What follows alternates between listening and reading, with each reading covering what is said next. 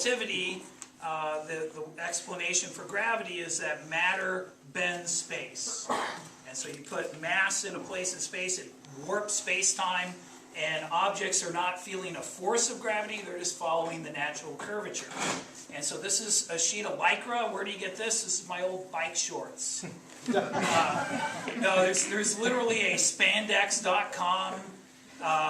You can get a sheet like this if you buy the sale stuff, so you don't care what it looks like, right? For like 20 bucks, maybe less, depending on the sale.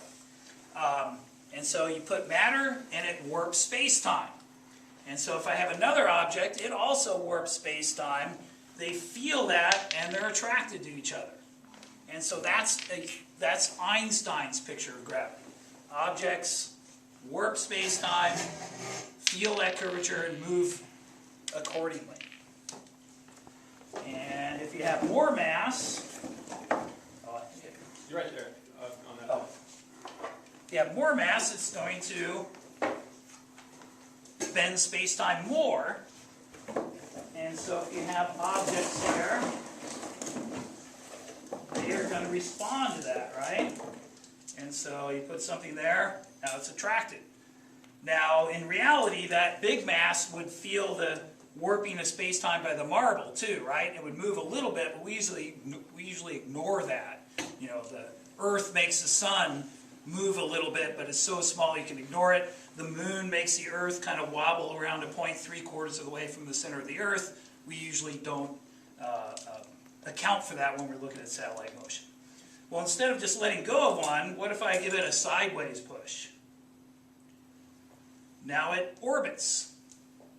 Now it's losing energy, which wouldn't happen in the solar system, right? Not noticeably. There's some perturbations from other planets and things, but this one does lose energy and spirals in. If I don't push it as hard, it will do an ellipse for a while anyway. And let's put some more here. So one of the things I thought of to do with this is when you study the solar system, all the planets are going around the sun the same way. Why is that? Did God decide that he only liked clockwise, or depends on whether he's above or below the solar system, right? Why is everything going in the same direction? Well, the answer is it wasn't. Different directions. But there was a preferred direction. The disk it formed from had a slight preference one way versus another, and things going the opposite way got eliminated, and when it's all said and done, everything's going the same way. That works 90% of the time. Is it like a toilet flushing? Southern Hemisphere? Wow, can you do that again? And so, it won't work then. And so I have slightly more in one hand than another, but I don't consciously do that. And you want to get them so they spread out a little when you throw it. It's because they're colliding with each other that you... The ones going the wrong way get eliminated, right? Now there also would have been, this is where this analogy breaks down. There's, another dimension, right? But those things that were out of the plane also, that weren't near the preferred plane, also got eliminated. And so that's kind of cool. Now my students use a PHET simulation called My Solar System. And so they've seen all this on the computer. And when we do this during our special relativity unit, they're like, hey, it's just like the computer. That's kind of cool that a stretched sheet of Lycra models things. It's not just like it, but similar to the computer. Now, some things we've discovered using this. Also, it's just some larger marbles. Might as well put them out. But they bend space-time too, right? And so maybe, you can get one thing to orbit another.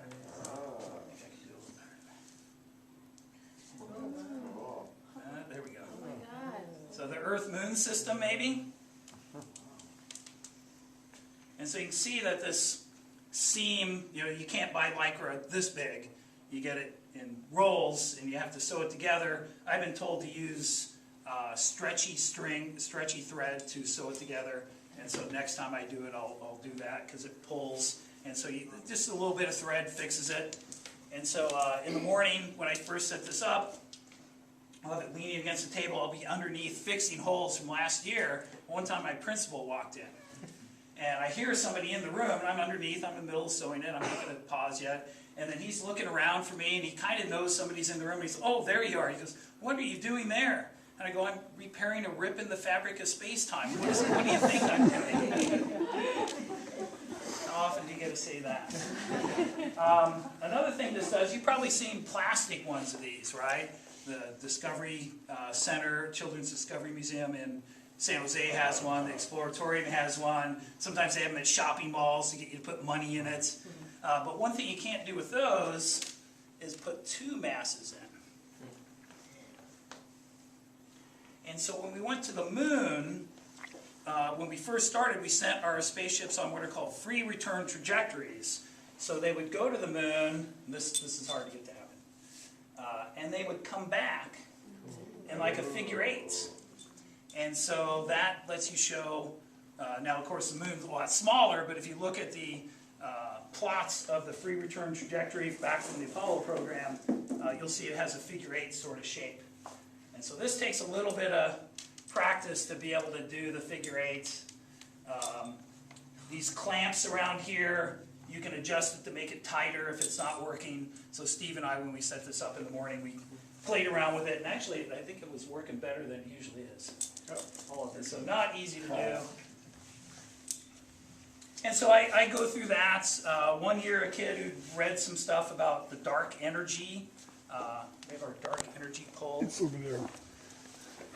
I happen to have an extra pole. I guess any of these would work. And so I'm just thinking, oh, dark energy, what is that? That makes everything come apart, right? And so dark energy would be that. And so stuff goes apart rather than toward it. So if you can work in dark energy anytime, right? And so I go through that spiel. Maybe it takes me 10, 15 minutes talking with the kids, just stuff they're not familiar with. And then I just let them play. And so that's where we discovered the Earth-Moon thing. Is I just let them play, and they're like, "Mr. Burns, come over here and look." And they were all excited because they discovered that. I said, "Oh yeah, it's got it." Wow, so wow. And so there's, then I throw out a few other things so they can try just collected stuff over time. And put out all the marbles. So if you want to try it out, but we probably want to get back to electricity and magnetism. But we want to play, Mr. Burns. And so I'd say the whole thing, if you bought all the parts and everything, it's about $100. But one of my favorite days, so you're going to do it Monday, right, Steve? You didn't get to it. But just, you do it once and you'll be hooked. And it will take a little bit of fooling to put it together, but I'll post the plans, and it's not a whole lot of work for. So this is a take-apartable thing, right? It comes apart, all the PVC pipe, wrap it with a bungee cord, stuff the lycra in that box, and I can carry the whole thing myself. So you want a large diameter? This is about the right size. You can get your whole class around it pretty much. Smaller. One problem is reaching. So some of you, I think, would have trouble with that, so you get a student to do it right. One thing you got to watch, though, is some students will think to go underneath to push up, and then while they're underneath, somebody decides to put the big mass down, and they get their space-time warped. And so you just tell them you can't go under. We will get things ourselves. We don't need to do that. Even Einstein has rules. Yeah. And so, is general relativity in the state standards? No. Probably the crowning achievement of science, not in the state standards. Can you fit it in after the STAR test?